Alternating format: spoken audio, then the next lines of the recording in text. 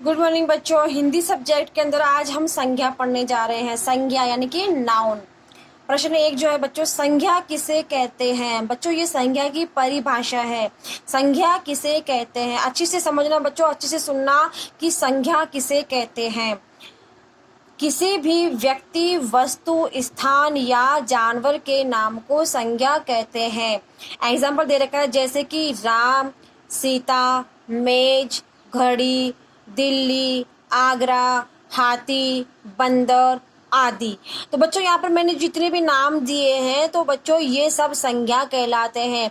इन नाम से मतलब नहीं है बच्चों, नाम वाले सभी शब्द संज्ञा कहलाते हैं। नाम वाले जितने भी शब्द होते हैं बच्चों वो सब क्या कहलाते हैं? संज्ञा कहलाते हैं। चाहे वो किसी व्यक्ति का नाम हो, चाहे वो किसी चीज का नाम हो, वस्तु का नाम हो, चाहे वो किसी स्थान का नाम हो, चाहे वो किसी जानवर का नाम हो, तो वो नाम वाले जो भी शब्द होते हैं वो सब क्या कहलाते हैं? संज्ञा कहलाते हैं। जैसे ये नोटबुक रखी हुई है तो इसका भी एक नाम है, कॉपी है, तो ये संज्ञा कहला रही है। ये किताब है तो किताब भी संज्ञा कहला रही है। ये पेंसिल है, ये पेंसिल भी संज्ञा कहलाती है। ये यहाँ पे बोर्ड है, बोर्ड भी संज्ञा कहलाता है। कुछ भी नाम वाले जितने भी शब्द हैं वो सब संज्ञा कहलाते हैं। नाम वाले सभी शब्द क्या कहलाते हैं बच्चों? संज्ञा कहलाते हैं। बच्चों ये आपका CW है, उसके बाद में आपको HW मेंशन करना है बच्चों। जैसे मैंने यहाँ लिखा है वाक्यों में संज्ञा शब्दों को रेखांकित कीजिए। बच्चों यहाँ पर कुछ वाक्य दिए गए हैं, मैंने यहाँ पे वाक्य लिख रखे हैं कुछ। तो वाक्यों में संज्ञा शब्दों को रेखांकित कीजिए। जैसे यहाँ लिखा हुआ मेरी घड़ी बहुत अच्छी है, तो इसमें संज्ञा शब्द कौन सा हो गया? नाम। जैसे कि मैंने आपको समझाया कि नाम वाले सभी शब्द संज्ञा कहलाते हैं। तो यहाँ पे इसमें संज्ञा क्या हो गई? घड़ी। तो हमें यहाँ पे घड़ी को अंडरलाइन करनी है। ये आम बहुत रसीले हैं। आम, यहाँ पर आम हो गया संज्ञा, तो यहाँ पे आम को अंडरलाइन करनी है हमें। मैं जयपुर में रहती हूँ, यहाँ पर संज्ञा क्या हो गया? जिसका नाम दिया गया, मैंने बताया ना कि जिसका भी नाम दिया गया है वो संज्ञा कहलाते हैं। तो यहाँ पर नाम किसका दिया गया है? जयपुर, तो यहाँ पे जयपुर को अंडरलाइन करना है। ताजमहल आगरा में है, तो यहाँ पर बच्चों दो संज्ञा हो गई। ताजमहल, एक तो ताजमहल का नाम, जो बिल्डिंग है ना उसका नाम ही ताजमहल है, और वो कहाँ पर है? आगरा में है। तो आगरा तो क्या हो गई? जगह हो गई, और ताजमहल क्या हो गई? वो उसकी बिल्डिंग हो गई। तो दोनों यहाँ पे ताजमहल और आगरा दोनों संज्ञा है। ये है मेरी किताब है, यहाँ पर नाम किसको दिया गया है? किताब को। तो यह मेरी किताब है, तो यहाँ पर किताब के अंडरलाइन करना है बच्चों। ये आपका HW रहेगा और ये आपका CW हो गया। तो बच्चों आपको इसी प्रकार से आपको CW अपने नोटबुक में करना है और HW को भी अपने नोट करके आपको ये संज्ञा शब्द जो उनको रेखांकित करना है।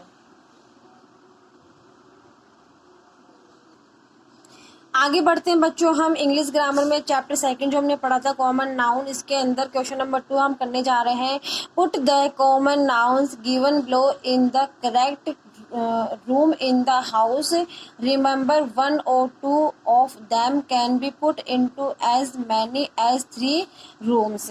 बच्चों यहाँ पे 4 रूम्स दिए गए हैं। बेडरूम है, किचन है, लिविंग रूम है, डाइनिंग रूम है।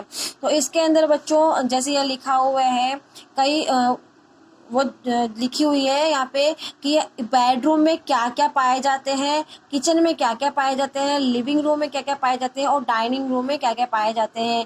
जितने भी यहाँ पे दिए गए हैं आपको इनमें से छांट करके, जैसे कि बेडरूम हो गया, बेडरूम में हम क्या क्या बनाते हैं और क्या क्या पाते हैं वहाँ पे। जैसे वार्डरोब हो गया, बेडरूम के अंदर वार्डरोब हो गया, फैन भी हो गया, क्या नाम से ये हो गया, बेड हो गया, बेड साइड टेबल हो गई। तो ये सब बेडरूम में पाए जाते हैं। किचन के अंदर हम क्या क्या पाते हैं? किचन के अंदर ओवन हो गया और टोस्टर हो गया, फ्राइंग पैन हो गया, वाटर पॉट हो गया, फ्रीज हो गया, सॉस पैन हो गया। तो बच्चों किसी में 2 आएंगे, किसी में 3 आएंगे और किसी में 4 आएंगे। जैसे कि यहाँ लिखा हुआ है 1 or 2 of them, है ना। तो किसी में 1 आ गए, किसी में 2 आ गए, किसी में 3 आ गए। तो आपको यहाँ पे इसमें से इसकी हेल्प लेकर के आप बेडरूम में क्या क्या पाते हो, किचन में क्या क्या पाते हो, लिविंग रूम में क्या क्या पाते हो, डाइनिंग रूम में क्या क्या पाते हो, इसकी हेल्प से लेकर के आपको ये अपने आप से फिल करना है बच्चों।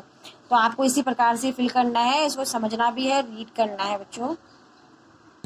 आगे बढ़ते बच्चों हम मैथ सब्जेक्ट की तरफ, जैसे कि क्वेश्चन नंबर 1 में हमें इनको खोल के लिखा था। क्वेश्चन नंबर 2 में है बच्चों, क्वेश्चन नंबर 2 में एक्सरसाइज नंबर 1.6 ही डालना है। उसके बाद में right the short forms of the following. बच्चों यहाँ पर हमने इनको डिजिट्स को खोल के लिखा था और यहाँ पे हमें इनको शॉर्ट करके लिखना है, शॉर्ट करना है बच्चों में इसको। यहाँ पे जैसे कि यहाँ लिखा हुआ है 704 10s to 1 से, तो 7 को हम क्या बोल रहे हैं 700, तो हमें यहाँ पे क्या लिखना है 700। 4 को क्या बोल रहे हैं 40, तो यहाँ पे हमने 40 लिख दिया। 2 को हमने क्या बोला है 2, तो ये हो गया 742, 742।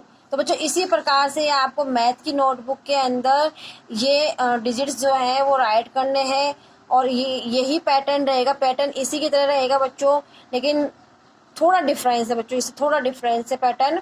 और इसी प्रकार से आपको अच्छे से देख लो आप नोटबुक को, इसको, और अपनी नोटबुक के अंदर ये राइट कीजिए और इन जो सम्स है उनको सॉल्व कीजिए।